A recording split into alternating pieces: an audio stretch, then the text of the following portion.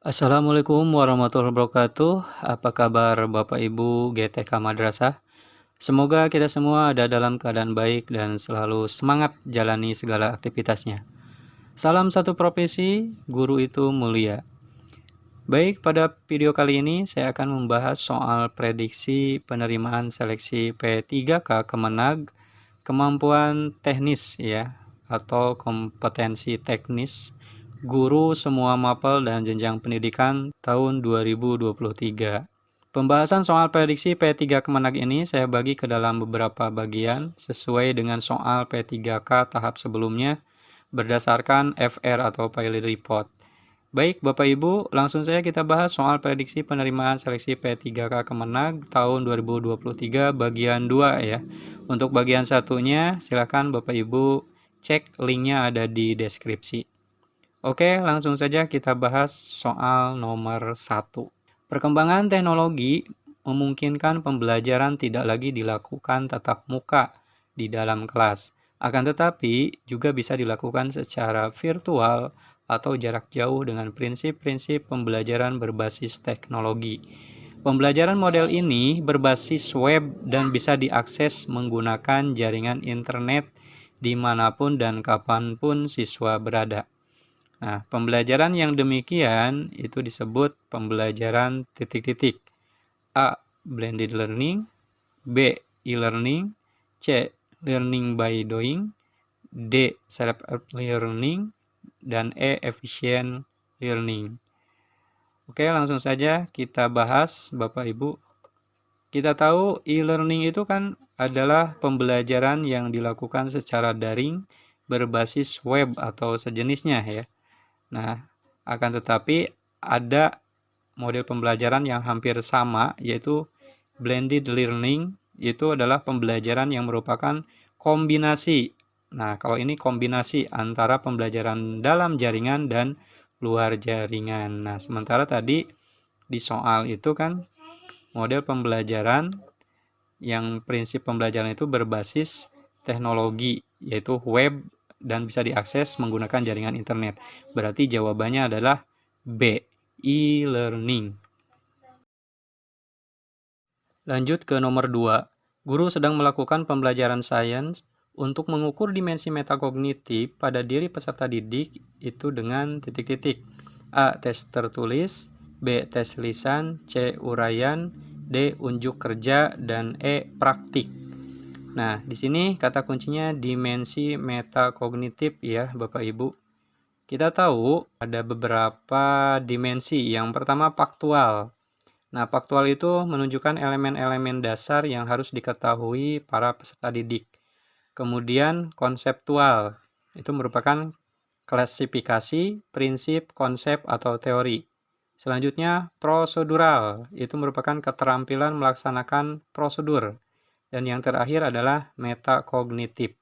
Nah, metakognitif itu merupakan keterampilan bersikap mandiri dan tahu apa yang telah dipelajari, apa yang sedang dipelajari, dan apa yang harus dipelajari.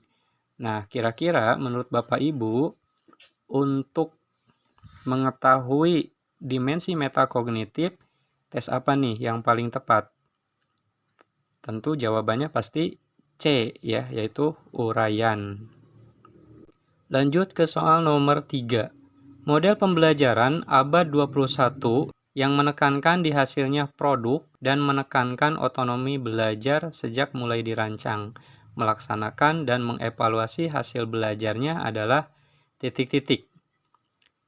A. Pembelajaran berbasis proyek, B. Pembelajaran kooperatif, C. Bermain peran dan simulasi, D. Pembelajaran diskusi online, E. Pembelajaran kontekstual. Baik Bapak Ibu, untuk menjawab soal ini, saya akan memberikan salah satu model pembelajaran abad 21, yaitu model pembelajaran berbasis project ya.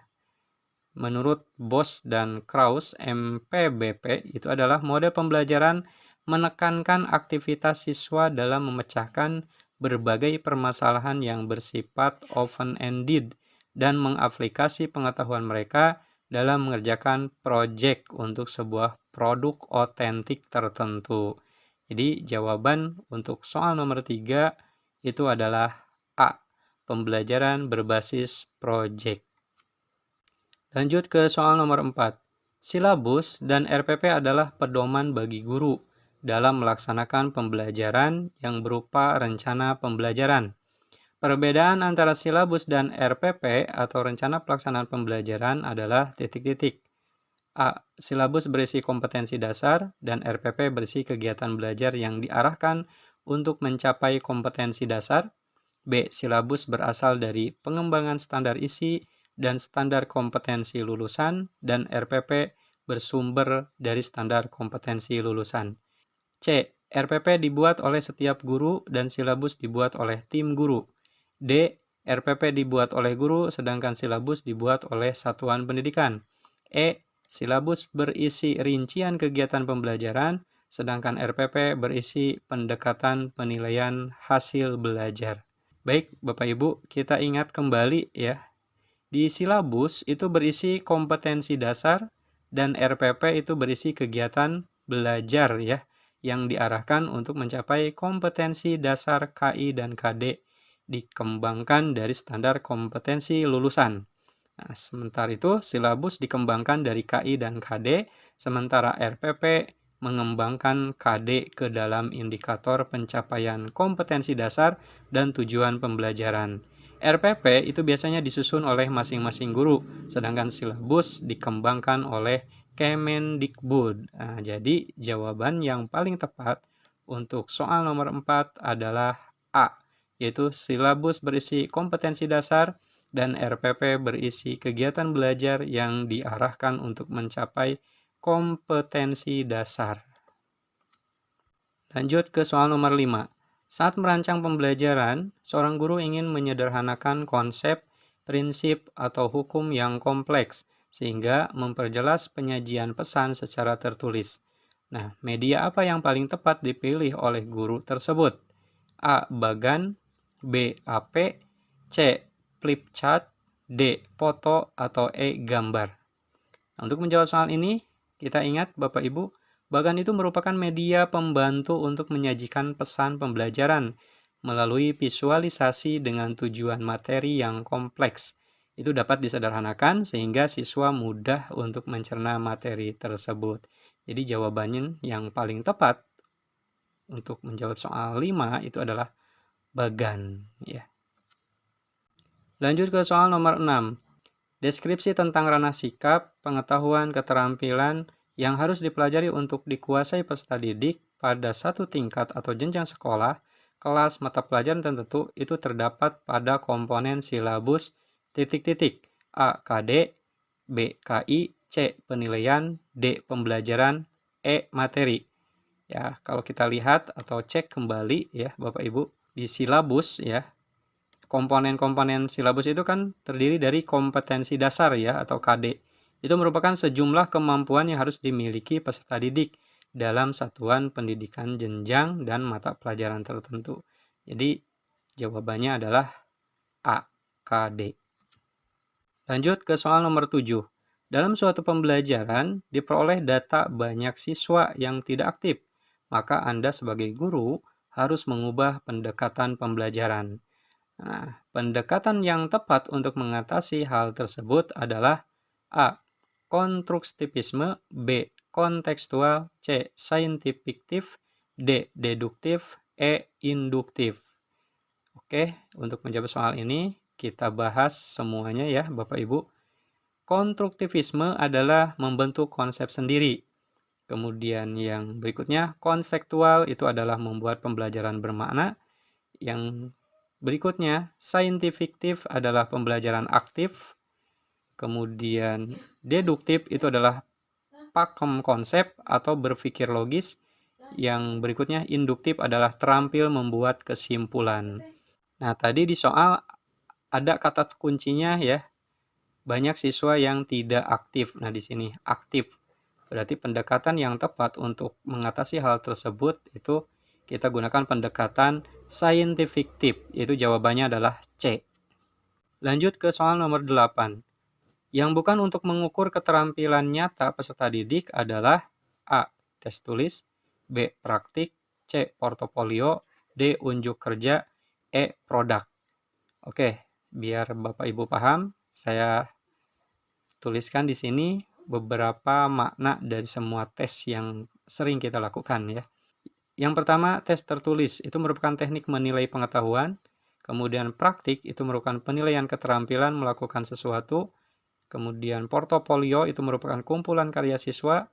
Unjuk kerja itu merupakan menilai keterampilan baik proses atau praktik dan hasil atau produk. Dan yang terakhir adalah produk, itu merupakan penilaian keterampilan dari hasil ya atau produk. Jadi jawaban yang bukan untuk mengukur keterampilan nyata peserta didik itu adalah A ya, tes tertulis. Karena tes tulis itu merupakan teknik menilai pengetahuan. Lanjut ke soal nomor 9. Dalam pembelajaran di kelas terdapat 2 siswa Anda yang berkebutuhan khusus. Pembelajaran apa yang tepat dilakukan dalam menghadapi kondisi ini? A. Menyuruh anak itu mengerjakan soal ke depan dan membimbingnya. B. Membagi kelompok diskusi.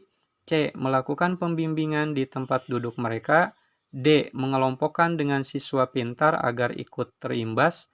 E. Memisahkan kedua siswa dengan siswa normal lainnya dengan perlakuan berbeda.